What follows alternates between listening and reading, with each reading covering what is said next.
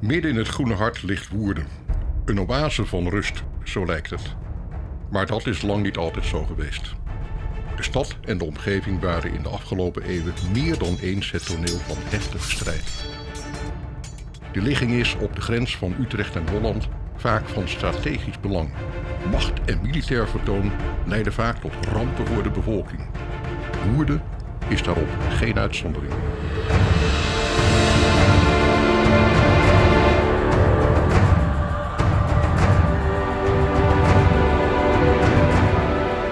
Ooit gehoord van de slag bij de Kruipin?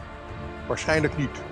Toch was het een van de grootste veldslagen die ooit op Nederlands grondgebied is gehouden.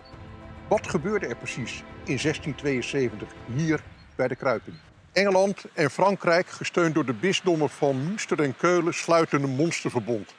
Ze willen de succesvolle republiek vernietigen omdat die hun eigen handel bedreigt. En in 1672 openen ze de aanval. En het doel? Zo snel mogelijk doorstoten naar Den Haag om daar het politieke leven lam te leggen.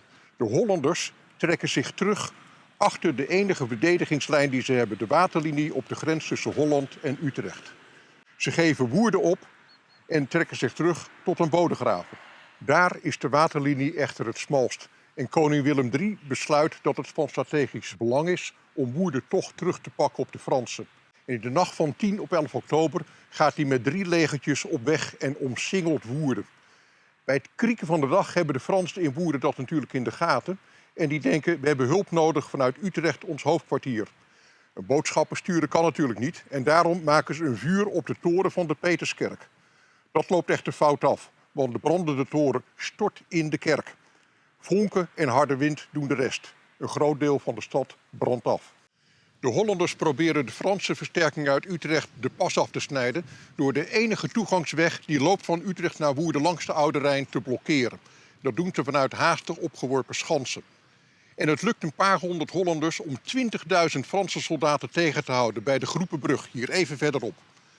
De aanvoerder van de Fransen, de hertog van Luxemburg, besluit tot een list. En hij maakt een omtrekkende beweging via Kamerik en komt uiteindelijk langs deze weg hier terecht en valt de Hollanders in de rug aan. Er komt een geweldig gevecht waarbij uiteindelijk de Fransen zegevieren. Wel ten koste van 2600 levens aan Franse en Hollandse zijde.